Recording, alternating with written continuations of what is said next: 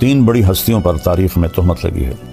یوسف علیہ السلام پر تہمت لگی، زلیخا نے لگائی تو اس کی گواہی دی شہد شاہد من اہلہا، ان کے خاندان میں سے ایک بچے نے گواہی دی جس سے یوسف علیہ السلام کی پاک دامنی ثابت ہوئی۔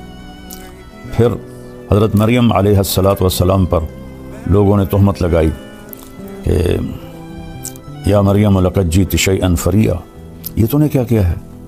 تو اس کی گواہی حضرت عیسیٰ علیہ السلام نے بیٹے نے خود دی، قال انی عبد اللہ آتانی الکتاب وجعلنی مبارکا، میں اللہ کا بندہ ہوں اور میں نبی ہوں اور بابرکت ہوں۔ جب حضرت عائشہ رضی اللہ تعالیٰ عنہ پر تہمت لگی تو اس کی گواہی اللہ نے خود دی، سبحان اللہ، خود جبریل وحی لے کر آئے۔ تو بنو مستلق کی طرف آپ نے سفر کیا جہاد کا، واپسی پر آپ نے ایک جگہ آرام کیا، تو جب چلنے کا حکم دیا تو حضرت عائشہ رضی اللہ تعالی عنہ کے جی میں آیا کہ قافلے کے تیار ہونے میں وقت لگ جاتا ہے تو میں اپنی ضرورت سے فارغ ہو کے آ جاؤں۔ تو وہ چلی گئیں ذرا دور قضائے حاجت کے لیے، تو قافلے کی روانگی ہو گئی اور وہ جو تھی پالکی وہ صحابہ نے اٹھا کے اونٹنی پہ باندھ دی، چونکہ حضرت عائشہ رضی اللہ عنہ کا وزن اتنا نہیں تھا، انہیں محسوس ہی نہیں ہوا کہ پالکی خالی ہے، تو انہیں اوپر باندھ کے اور چل پڑے۔ جب حضرت عائشہ رضی اللہ تعالیٰ عنہ واپس آئیں تو دیکھا تو قافلہ جا چکا تھا، تو وہ ایک اسی درخت کے نیچے بیٹھ گئیں کہ جب وہاں پہنچ کر مجھے نہیں دیکھیں گے تو مجھے ڈھونڈنے کے لیے واپس بھیجیں گے کسی کو، میں اس کے ساتھ چلی جاؤں گی۔ تو کہتے ہیں میں وہاں لیٹ گئی، مجھے نیند آ گئی۔ تو صفوان بن معطل رضی اللہ تعالیٰ عنہ ایک صحابی ہیں بدری، ان کے ذمہ تھا قافلے کے پیچھے پیچھے چلنا کہ کوئی سامان رہ جاتا ہے، کوئی گر جاتا ہے، وہ اٹھا کے لے آئیں۔ تو وہ جب پیچھے سے آئے تو انہوں نے حضرت عائشہ کو پہچان لیا، ان کے چہرے پر کپڑا تو تھا نیند کی وجہ سے، لیکن پہچان کو ان کا اللہ اکبر زور سے کہا، تو حضرت عائشہ اٹھ کے بیٹھ گئی۔ تو انہوں نے جلدی سے اپنے چہرے کو ڈھانپ لیا، تو انہوں نے آپ کے پاس آ کے اونٹنی بٹھائی اور پیچھے جا کے کھڑے ہو گئے۔ آپ اونٹنی پہ تشریف فرما ہوئیں، انہوں نے اونٹنی کی رسی کو پکڑا اور قافلے کی طرف چل پڑے۔ دوپہر کے وقت پہنچے تو صحابہ نے پڑاؤ ڈال لیا تھا، تو عبداللہ بن ابی لعنت اللہ علیہ جب دیکھا تو اس نے یہ بات پھیلانی شروع کر دی کہ یہ تو کوئی گڑبڑ ہے، یہ تو کوئی معاملہ ٹھیک نہیں ہے، یہ تو لگتا ہے کوئی غلط کام ہوا ہے، اور یہ بات اس نے پھیلانا شروع کر دی۔ اور اللہ کے نبی کو اللہ تعالیٰ نے خبر ہی نہیں ہونے دی۔ یہ ایک بات اس سارے واقعے میں 2 باتیں سمجھانی تھی، ایک حضرت عائشہ کا مرتبہ اور مقام، کیونکہ آگے چل کر کچھ لوگ حضرت عائشہ رضی اللہ عنہ کو برا بھلا کہنے والے تھے، تو اللہ نے آپ کے مقام کو قرآن میں خود گواہ بن کے صفائی دی۔ اور دوسرا یہ بتانا تھا کہ زبان کا غلط استعمال کتنی تباہی لاتا ہے، ورنہ جیسے ہی عبداللہ بن ابی نے یہ بات پھیلانا شروع کی تھی، اللہ تعالیٰ وحی اتار دیتے اور فرماتے کہ یہ بکواس ہو رہی ہے، یہ سب غلط ہے، اس کا ازالہ کیا جائے۔ لیکن وہی رک گئی، اور مدینے تک بیچ میں منافق بھی تھے، وہ اس بات کو پھیلاتے رہے اور وہ پورے قافلے میں گردش کرتی رہی۔ جب آپ مدینہ پہنچے، مدینے میں انہوں نے یہ بات اس کو کہو، اس کو کہے، وہ پھیلنا شروع ہوئی، تو جو آہستہ آہستہ یہ بات اللہ تعالیٰ کے نبی کو پہنچی، تو چونکہ وہی کوئی نہیں تھی تو اپنا اس کا رد کر سکے، اور تائید تو کرنی نہیں تھی، لیکن انسان نبی کے درجے پر بھی ہو تو ہوئی بات اثر کرتی ہے۔ حضرت عائشہ فرماتی ہے میں ان دنوں بیمار ہو گئی، تو میں نے دیکھا کہ اللہ کے نبی کا رویہ بدلا ہے۔ جب میں بیمار ہوتی تھی گھر میں آتے، میرے پاس بیٹھتے، میرا حال پوچھتے، میرا ہاتھ پکڑتے۔ اب جب وہ گھر آتے تو کہتے کیف عتیقی، اس کا کیا حال ہے؟ تو میں بڑی حیران ہوتی کہ یہ بے رخی کیوں ہے۔ تو پھر میں نے سوچا کہ میں اپنے والدین کے گھر جاتی ہوں اور وہاں جا کے میں پتہ کرتی ہوں کہ معاملہ کیا ہے۔ تو اللہ کے رسول سے چھٹی مانگی کہ میں والدین کے گھر ہوا ہوں، تو آپ نے کہا چلی جاؤ۔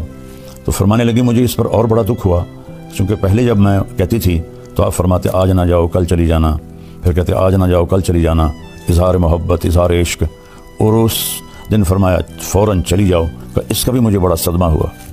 تو میں خیر اپنے والدین کے گھر چلی گئی۔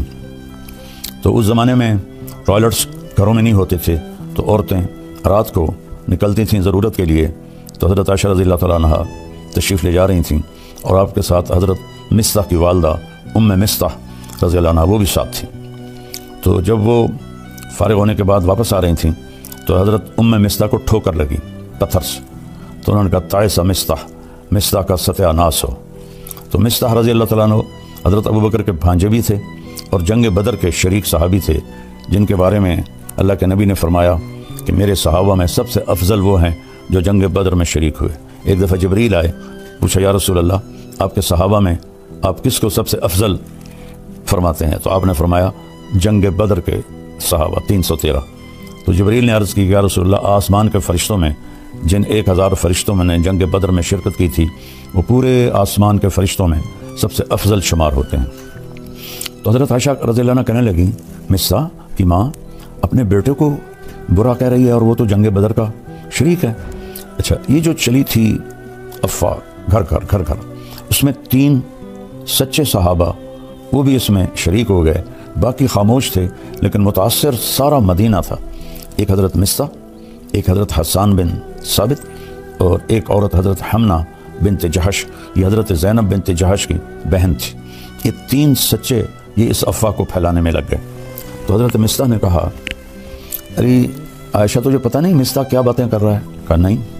کہا وہ یہ کہہ رہا ہے تیرے اوپر صفوان بن معطل کے ساتھ غلط تعلق کا الزام لگا رہا ہے۔ تو فرمانے لگی میرے تو لگا زمین اوپر چلی گئی، آسمان نیچے آ گیا۔ میں گئی دوڑتی ہوئی گھر، میری ماں بیٹھی تھی، تو میں نے پوچھا کہ اماں یہ کیا بات ہو رہی ہے؟ تو انہوں نے فرمایا بیٹی یہ منافقین پھیلا رہے ہیں اور اس طرح ہمیں تکلیف پہنچا رہے ہیں۔ تو حضرت عائشہ کی چیخ نکلی زور سے۔ تو ابوبکر رضی اللہ تعالیٰ عنہ وہ اوپر ایک بالکونی میں قرآن شریف کی تلاوت فرما رہے تھے، وہ تیزی سے نیچے اترے اور پوچھا کیا ہوا عائشہ کو؟ کہا اس نے وہ سن لیا ہے الزام، تو اس پر اس کا یہ حال ہو گیا ہے۔ اب ان کا روتے روتے برا حال، کھانا بھی نہیں کھا رہی، پانی نہیں پی رہی، نیند نہیں آ رہی، اور بس روئے جا رہی ہیں۔ اور پورے مدینے میں آگ لگی ہوئی ہے، صرف یہ بات سمجھانے کے لیے کہ زبان کا غلط بول کیسی تباہی لاتا ہے، صرف اس کو سمجھانا تھا۔ تو اس میں سبق تھا کہ اللہ کے واسطے اس کو قابو میں رکھو۔ آپ نے ابو ذر غفاری رضی اللہ عنہ سے فرمایا ابو ذر 2 عمل بتاؤں، عظیم اجرہما خفیف معونتہما، بہت بڑا اجر ہے اس کا، کرنے میں بہت آسان ہے، اور ذات کی قسم جو میری جان کا مالک ہے قیامت کے دن کوئی اس عمل کو لے کر آئے گا۔ انہوں نے عرض کیا کیا یا رسول اللہ؟ فرمایا یہ اس زبان کی حفاظت، چپ رہنا اور اچھے اخلاق۔ ابو ذر رضی اللہ عنہ پہ مہینہ گزر جاتا تھا، آپ گفتگو نہیں فرماتے تھے۔ اس میں ہمارے لیے سبق ہے، سنی سنائی کو آگے نہ پھیلایا کرو۔ کتنے گھر، کتنا معاشرہ وہ جلتا ہے اس سے، ان کو اندازہ ہی نہیں ہے۔ جو جیسے ہمارا سوشل میڈیا لگا ہوا ہے صرف لائک لینے کے لیے، کیا وہ بیچارے اپنی جان پہ ظلم کرتے ہیں، جھوٹی باتیں، اس کو سنبھال کے رکھو۔ تو اللہ کے نبی صلی اللہ تعالیٰ علیہ وسلم اتنے پریشان ہوئے کہ آپ نے حضرت اسامہ بن زید کو بلایا، فرمایا اسامہ تو عائشہ کے بارے میں کیا کہتا ہے؟ اللہ اکبر، ہوئی بات کتنا اثر کرتی ہے۔ وہ کہنے لگے یا رسول اللہ یہ شادی آپ نے اپنی مرضی سے کی تھی یا اللہ نے آپ کو حکم دیا تھا؟ آپ نے فرمایا اللہ نے حکم دیا تھا۔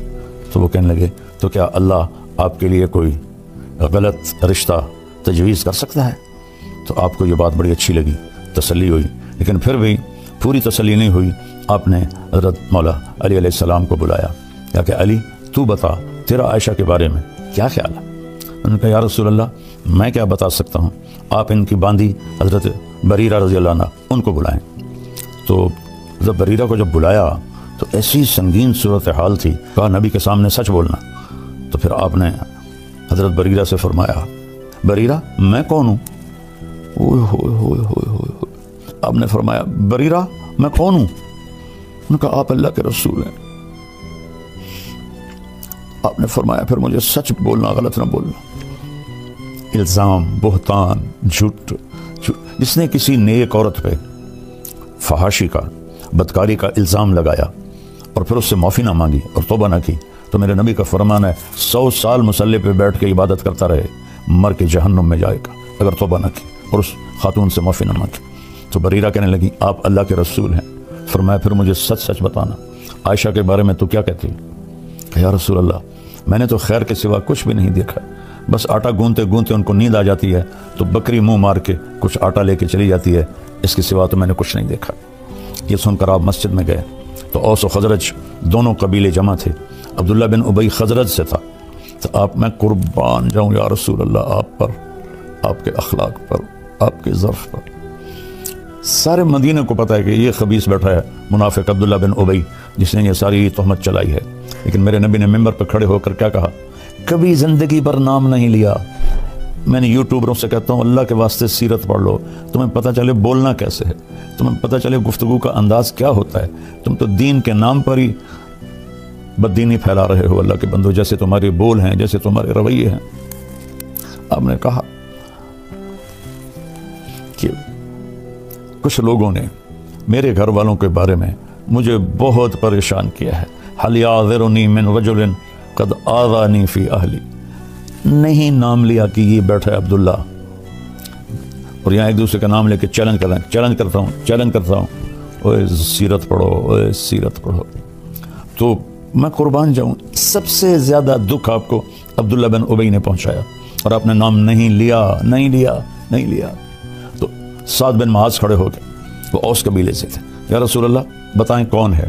اگر میرے قبیلے کا ہے ابھی اس کی گردن اڑا دوں گا، اگر خزرج کا ہے تو میں اس سے جنگ کروں گا۔ تو سعد بن عبادہ خزرج قبیلے کے تھے، وہ اپنی قومی غیرت میں کھڑے ہو گئے، کہنے لگے تو ہاتھ لگا کے دکھا میں نمٹ لوں گا تم سے۔ تو اسید بن حزیر پیچھے سے کھڑے ہو گئے، کہنے لگے سعد تو منافق ہے، عبداللہ بن یہ بھی منافق ہے، تو بھی منافق۔ اس پر دونوں قبیلوں میں گرما گرمی ہوگی، تو میں، اور ایک دم دونوں قبیلے مسجد میں لڑنے کے لیے کھڑے ہو گئے۔ گندا بول کہاں تک جاتا ہے کہ میرے ہوتے ہوئے تم یہ کر رہے ہو۔ اس حد تک بات گئی کہ نبی کے صحابہ آپس میں لڑنے کے لیے تیار ہو گئے۔